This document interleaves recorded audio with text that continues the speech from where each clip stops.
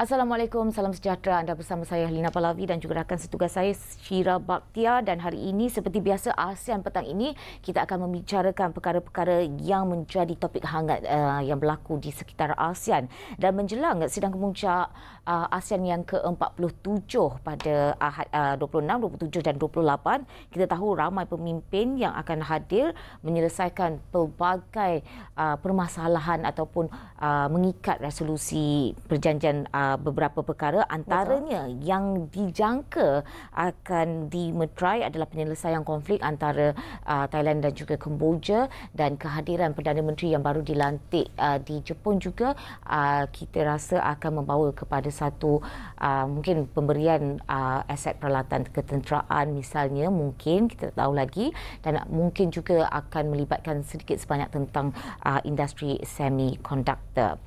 Sudah pastinya pelbagai pemeteraian yang terbaik buat kedua-dua negara akan dilakukan atau dilaksanakan dalam kepengerusian ASEAN pada kali ini. Dan untuk kita membincangkan berkenaan dengan perkara ini, kita bawakan secara istimewanya tetamu yang saya kira sudah pun berada di talian untuk tajuk yang bakal menjadi bingkisan kita pada hari ini, Elina, iaitu Kesepaduan Keselamatan Kolektif ASEAN. Dan untuk tetamu yang kita bawakan khas pada hari ini iaitu penganalisis keselamatan dan hubungan antarabangsa Universiti Malaya UM, Mr. Colin Chong Yu Kiat, yang saya kira sudah pun bersedia di talian pada masa ini. Dan menjelang ASEAN 2025 ini, bagaimana Mr. Colin melihat kemampuan ASEAN mengekalkan keseimbangan kuasa dan neutraliti strategik di tengah-tengah persaingan antara kuasa besar seperti Amerika Syarikat dan China? Apakah peranan Malaysia sebagai pengerusi ASEAN pada kali ini?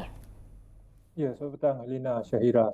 Ya, maklum bahawa perubahan ketara dari segi arena keselamatan, pertahanan dan juga geopolitik serantau yang memerlukan perubahan juga dari segi dasar, dari segi respons, dan kita lihat bagaimana kepuncak sidang ASEAN kali ini adalah cukup berbeza dari segi kehadiran pemimpin besar, terutamanya Trump, yang bakal mengubah rubrik dan juga corak politik serantau, terutama yang melibatkan isu-isu besar, terutamanya dalam segi ketenteraan, pertahanan Laut Cina Selatan, dan juga dari segi ekonomi, perang tarif, dagangan.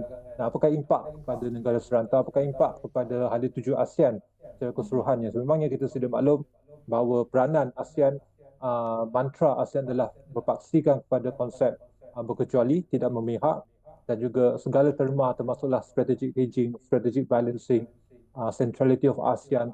Ini bakal diuji dengan adanya perubahan dari segi paksi kuasa, di mana kita juga tahu bahawa konteks ekonomi ASEAN ini banyak bergantung pada model ekspor sebagai negara maritim, negara yang berlandaskan kepada peranan ekspor yang memerlukan sandaran pasaran Amerika Syarikat, tapi juga memerlukan suntikan ekonomi di China. Dan pada masa yang sama juga kita banyak bergantung pada jaminan pertahanan dari Washington, tapi pada masa yang sama tak boleh juga kecualikan kepentingan China. Jadi inilah antara dilema yang kita hadapi, dan kebijaksanaan kita sebagai tuan rumah dalam menelusuri hala tuju baru ni akan diuji nanti. Tapi saya rasa ini adalah peluang terbaik, platform terbaik dalam menonjolkan kepimpinan kita. The last time kita jadi hostnya 10 tahun lepas, kita adakan segala modal ataupun harapan aspirasi baru, dan kita juga pada masa sekarang ni ada aspirasi baru pasca ASEAN, apa yang akan berlaku dalam masa 25 tahun akan datang. Jadi kehadiran Trump juga bakal menjadi satu medan penting untuk kita gunakan secara strategik untuk kita juga dapatkan jaminan ekonomi dan juga keselamatan dari Washington, dan juga tanpa kita juga mengabaikan kepentingan serantau. Jadi ini antara faktor yang kita juga perlu tengok dalam sidang kemuncak kali ini. Baik, dan kalau bercakap tentang itu, kita tak boleh terlepas pandang tentang isu Laut Cina Selatan. Bagaimana sebenarnya kita sebagai pengerusi ASEAN untuk kali ini, kita nak tunjukkan kesepakatan dan ketegasan diplomatik tanpa menjejaskan hubungan terutama dengan China. Apa yang boleh kita lakukan? Memangnya banyak usaha telah dilakukan, terutama yang melibatkan Code of Conduct, di mana perbincangan telah diadakan, dan juga banyak juga dari segi usaha untuk membina satu kesepakatan apa yang dipanggil sebagai Confidence Building Measures atau CBM dalam mengelakkan segala risiko di mana pihak lain akan mungkin meningkatkan ancaman ataupun risiko miscalculation dalam kawasan sensitif ini. Jadi tapi kita perlu sedar dengan hakikat bahawa ASEAN sendiri menentang dengan ancaman kuasa Beijing di Laut Cina Selatan. Jadi walaupun kita telah cuba sejak beberapa tahun ini untuk meningkatkan kebersamaan dari segi interoperability, defense maneuvers, dari segi kapasiti bersama, latihan bersama sesama negara anggota ASEAN, tapi masih tidak selari ataupun berkesan dari segi meningkatkan kapasiti cegah rintang kita tanpa jaminan sandaran kebergantungan kuasa luar. Dan kita tahu bahawa setiap negara individu ASEAN masing-masing ada pertalian masing-masing, tahap pertalian masing-masing dengan kuasa luar, terutama yang melibatkan Washington, tapi secara keseluruhannya masih terikat dengan konsep ASEAN untuk tidak memihak. Jadi ini antara satu dilema yang kita hadapi, dan kita sedar juga bahawa secara bersamanya masih kurang dari segi kemampuan untuk menegakkan kepentingan kedaulatan undang-undang antarabangsa dan juga kedaulatan undang-undang maritim antarabangsa, dan memelihara kepentingan bukan sahaja kepada Malaysia tapi juga kepentingan kepada semua negara anggota ASEAN lain, dan kita masih perlukan juga sandaran jaminan sokongan ketenteraan kuasa luar, terutama yang melibatkan Washington, mungkin juga dalam bagi negara anggota ASEAN tertentu seperti Vietnam atau Indonesia, juga perlukan kuasa lain. Sekarang ni banyak bergantung pada kuasa lain, termasuklah kuasa Global South, BRICS, dan sebahagian besarnya juga dari Rusia. Jadi ini antara yang akan menguji sejauh manakah berkesanan konsep neutrality ASEAN untuk memelihara kestabilan serantau, tapi pada masa sama juga perlukan sandaran jaminan ketenteraan dari luar untuk jamin keselamatan serantau. Jadi ini chicken and egg situation juga dalam konteks ini. Okay. Bagaimana pula jika kita melihat ancaman bukan tradisional seperti ancaman cyber, maklumat palsu, penyeludupan rentas sempadan dan ekstremisme yang boleh dilihat boleh menjejaskan kestabilan serantau menjelang 2026 nanti, dan apakah peranan kepengerusian ASEAN pada kali ini untuk mencari solusi kepada masalah-masalah ini? Ya, sebenarnya walaupun kita tahu bahawa perubahan dari segi bentuk jenis ancaman dulu pasca Perang Dingin banyak beralih kepada ancaman bukan tradisional seperti cybercrime, transboundary crime, digital crime, cybercrime. Jadi dan lepas habisnya zaman tu, sekarang ni kita pula berdepan dengan kembalinya ancaman tradisional yang bersifatkan negara, state-led high intensity conflict, ancaman dari negara luar. Jadi pada masa sama juga kita juga berdepan dengan ancaman bukan tradisional lain, termasuklah cybercrime, digital crime, dan juga human trafficking, dan semua ni kita sememangnya ada jaminan yang cukup bagi saya cukup kuat dalam konteks ASEAN, disebabkan ASEAN dibentuk melalui bidang-bidang law politics. Inilah bidang-bidang dia yang dapat kita tengok untuk memperkuat rangkaian keterangkuman, konektiviti, kebersamaan sesama negara anggota ASEAN untuk menghadapi isu-isu ini, termasuklah impak climate change, natural disaster dan sebagainya. Jadi kita berjaya dalam tahap itu untuk memperkasa jaringan kerjasama untuk menghadapi isu-isu seperti ini, tapi kurang dari segi sinergi, keberkesanan, keefisienan dari segi sinergi ASEAN bersama untuk menghadapi ancaman tradisional yang bersifat yang berpaksikan kepada negara, ancaman high intensity konflik ataupun dalam bidang-bidang high politics. Jadi dalam bidang low politics ini kita banyak saksikan berbagai usaha mekanisme telah dijalankan, diadakan dalam peringkat ASEAN, di mana kita sebagai negara banyak menggerakkan usaha-usaha ini mendung ataupun memberikan cegah rintang berkesan terhadap risiko ancaman bukan tradisional. Jadi saya rasa untuk dalam sidang kemuncak ini memang fokusnya banyak beralih kepada bidang ekonomi, tarif, perdagangan dan juga keselamatan dan ketenteraan dan juga pertahanan. Tapi pada masa yang sama banyak juga gerakan usaha dilakukan untuk ancaman bukan tradisional yang telah ada pun selama ini momentumnya. Okey, baik. Terima kasih Collins Chong Yew Kiat, penganalisis keselamatan dan hubungan antarabangsa dari Universiti Malaya atas perkongsian tentang kesepaduan keselamatan kolektif ASEAN. Terima kasih sekali lagi. Okey, itu kita dah faham sedikit sebanyak tentang apa yang akan berlaku pada hujung minggu nanti, dan kita juga seperti biasa ASEAN petang ini akan terus bersama dengan anda untuk sesi kedua ataupun blok kedua, iaitu edisi Asia. Kali ini kita nak kembara ke Zhejiang untuk rasai sendiri teknologi canggih, ekologi hijau dan sosio budaya bersejarah. Silakan Isa dan juga Latifah.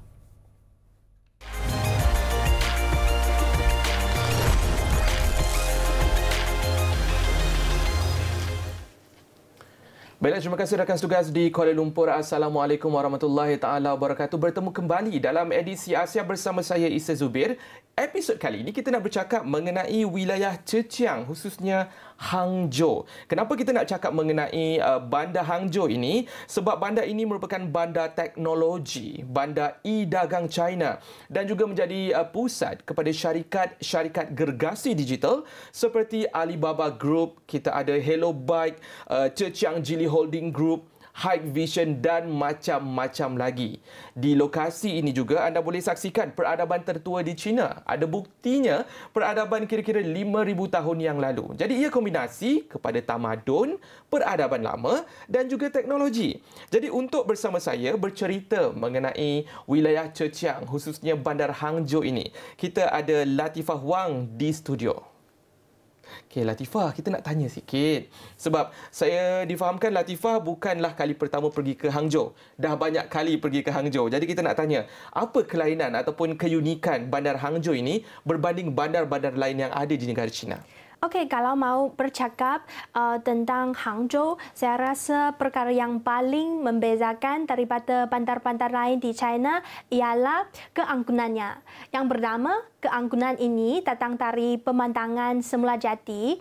Bandar-bandar yang lain seperti Beijing megah, Shanghai moden dan Guangzhou maju. Tetapi Hangzhou dia punya dasi barat yang cantik gila. Kelihatan macam satu lukisan tinta. Tapi kan, dasi barat bukan sekadar tarikan pelancong. Dia juga sudah menyusup ke dalam kehidupan seharian penduduk tempatan. Contohnya, setiap hari kita boleh tengok ramai orang tua dorang sedang bersenam, menyanyi ataupun memainkan berbagai alat muzik tradisional China di tepi dasi barat.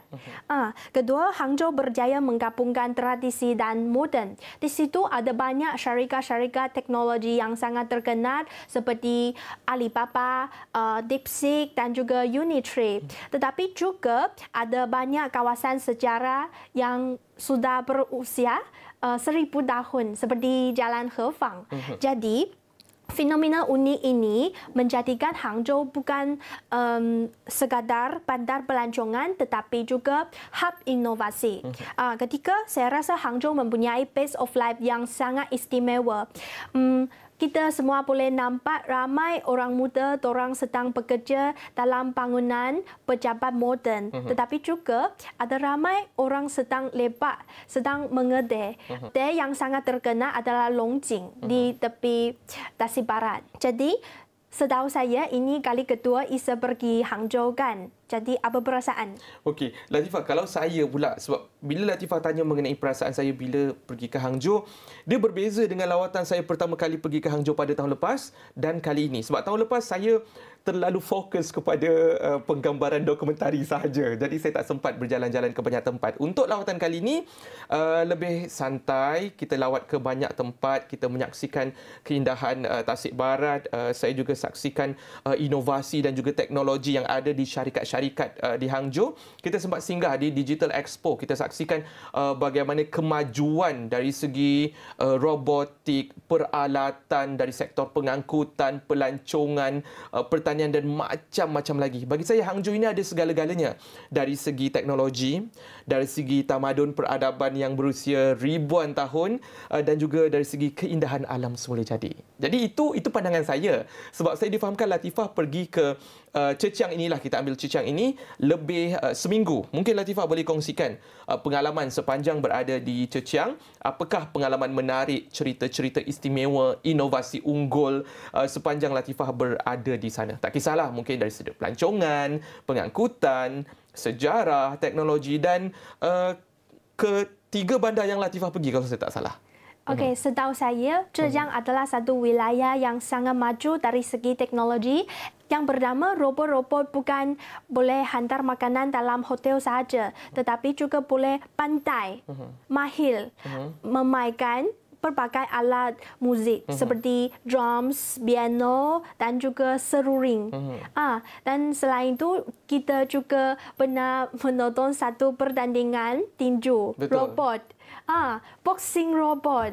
Saya rasa sangat amazed. Selain itu, kami juga berpeluang menaiki bas tanpa pemandu. Ini saya rasa sangat excited sebab tiada sesiapa yang mengawal steering, tapi steering dia kawal sendiri. Ketiga, kami juga melawat Museum Liangzhu. Ini pun kali pertama saya memakai cermin mata. Saya cuba VR. Saya rasa really amazing. Sebab ini masukan saya ke satu dunia pada zaman dahulu. Saya rasa cara ini sangat interaktif. Sebab ini bantu semua orang boleh lebih memahami sejarah dan juga menimba ilmu pengetahuan berbanding kalau hanya dengar ataupun membaca buku. Ini sebenarnya satu perkongsian yang menarik sebab kalau kita cakap mengenai teknologi yang ada di Zhejiang ini, saya nak bercakap sebenarnya mengenai bas tanpa pemandu. Masa mula-mula saya berpengalaman untuk naik bas tanpa pemandu, jujur saya cakap saya takut. Sebab saya kata biasanya saya naik bas tak ada orang. Tak ada orang. Yang ni tak ada orang pun yang mengawal steering. Jadi waktu saya naik, saya macam, selamat ke saya akan naik bas ni? Tapi selepas saya berada beberapa minit di dalam bas, saya rasa bas ini sangat selamat.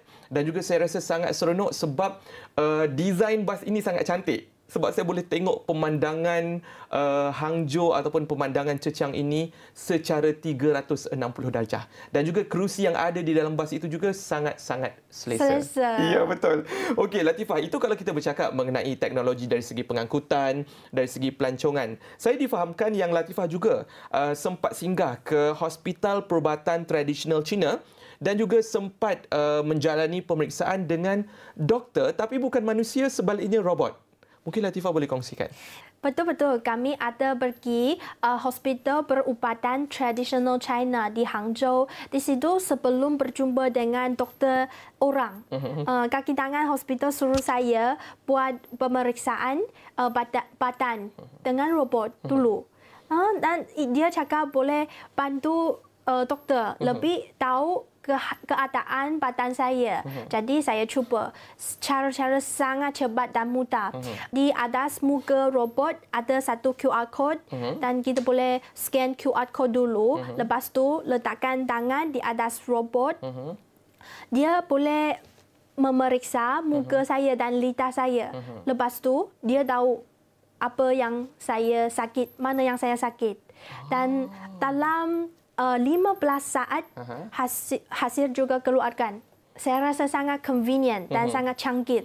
Saya kalau berkongsi pengalaman yang sama, saya juga pernah mencuba doktor robot ini sebenarnya dan saya agak terkejut. Mula-mula saya sedikit skeptikal. Saya macam, boleh ke robot ni dia melakukan pemeriksaan ke atas tubuh badan manusia? Macam mana dia tahu? Macam mana dia tahu? Saya tak kenal pun robot ni kan. Dia tak pegang saya, tak semak suhu saya. Tapi setelah saya lakukan pemeriksaan dengan doktor robot ni, memang dia bukannya memberikan hasil pemeriksaan secara terperinci seperti doktor, tapi merupakan hasil pemeriksaan awal yang boleh membantu doktor untuk menilai keadaan tubuh badan. Saya rasa ini sangat-sangat luar biasa dan juga sesuatu yang sangat-sangat istimewa sebenarnya. Sebab ada markah. Sebab ada markah. Jadi boleh tahulah macam kalau situasi saya boleh tahu keadaan perut saya bagaimana, hati saya bagaimana, jantung, darah dan sebagainya. Bagi saya ini secara tak langsung dia memudahkan doktor juga untuk menilai pesakit.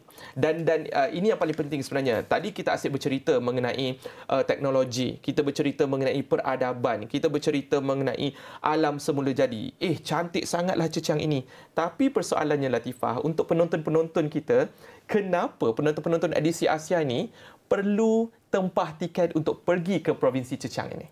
Okey, rakan-rakan dari Malaysia, kalau korang sedang merancang perjalanan ke China nanti, jangan lupa masukkan Zhejiang dalam senarai destinasi korang. Sebab di sini korang bukan sahaja boleh merasai teknologi pada masa depan yang sangat maju sendiri, juga boleh masuk ke pasar burung yang terbesar kan di dunia. Betul. Di EU. Di situ ada banyak produk-produk ataupun barang-barang yang sangat cantik, berkualiti tinggi tapi murah sangat.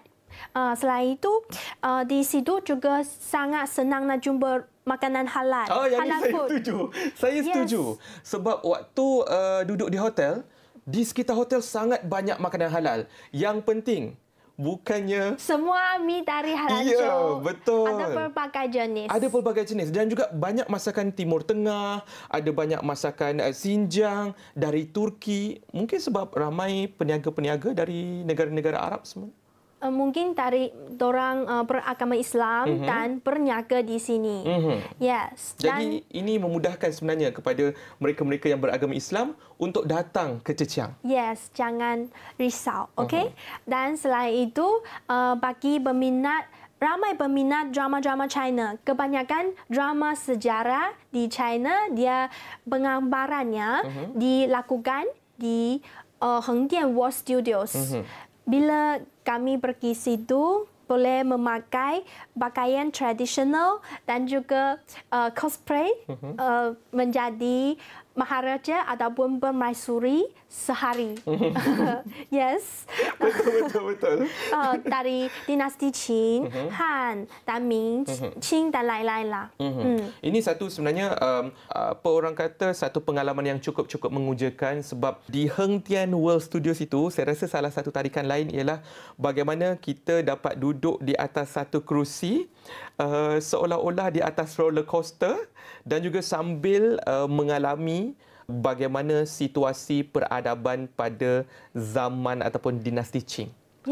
Kan bagaimana waktu itu kita terbang di atas gunung, bagaimana kita dapat melihat peperangan betul di depan mata. Ini sesuatu yang sangat-sangat interaktif yang mana tak bosanlah kalau kita nak belajar mengenai sejarah dan juga nak belajar mengenai peradaban Cina. Bagi saya ini sesuatu yang patut dicuba.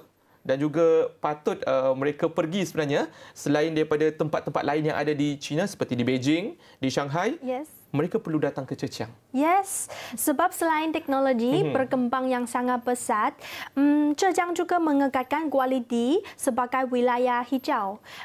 Contohnya Tasik Barat. Tasik Barat merupakan identiti Hangzhou. Dia mempunyai kualiti air yang sangat luar biasa. Selepas melalui pengurusan yang sangat berkesan, kualiti air Tasik Barat dia sekarang sangat jernih. Dan juga dengan ekosistem yang sangat sihat. Jadi kalau datang ke Zhejiang, melancong ke Zhejiang seperti menyertai satu perjalanan sempurna yang menggabungkan teknologi moden dan juga makanan sedap dan selamat dimakan dan juga pengalaman merentas zaman. Yang paling penting adalah menikmati pemandangan yang sangat indah. Betul. Ini satu lokasi yang cukup holistik buat anda yang cintakan sejarah, buat anda yang sukakan inovasi dan teknologi dan yang paling penting anda cintakan alam semula jadi. Boleh datang ke Chechang untuk merasai dan menerokai segala-galanya yang ada di wilayah ini. Saya kira saya nak ucapkan terima kasih kepada Latifah kerana sudi bersama dengan edisi Asia untuk episod kali ini. Dan untuk itu sahaja dalam episod edisi Asia kita bercakap mengenai wilayah Chechang, istimewanya, uniknya wilayah ini. Kita kembali kepada rakan setugas di Kuala Lumpur. Silakan.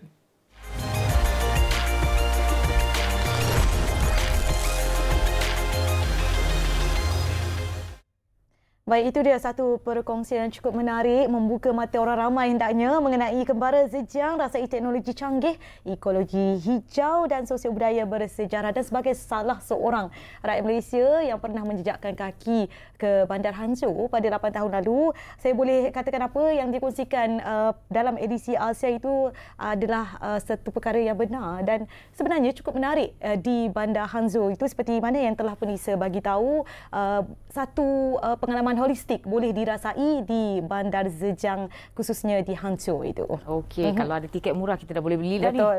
Baik, itu saja yang dapat kita kongsikan kepada anda semua untuk edisi petang ASEAN petang ini, dan bersempena dengan sidang kemuncak ASEAN ke-47 ini, rancang perjalanan anda kalau boleh elakkan pergi ke kawasan di Kuala Lumpur ini. Itu sahaja masa yang kita ada, dan ASEAN petang ini akan menutup tirainya pada saat dan ketika ini. Saya Syahra Bahatia. Saya Helena Palavi, sehingga berjumpa lagi.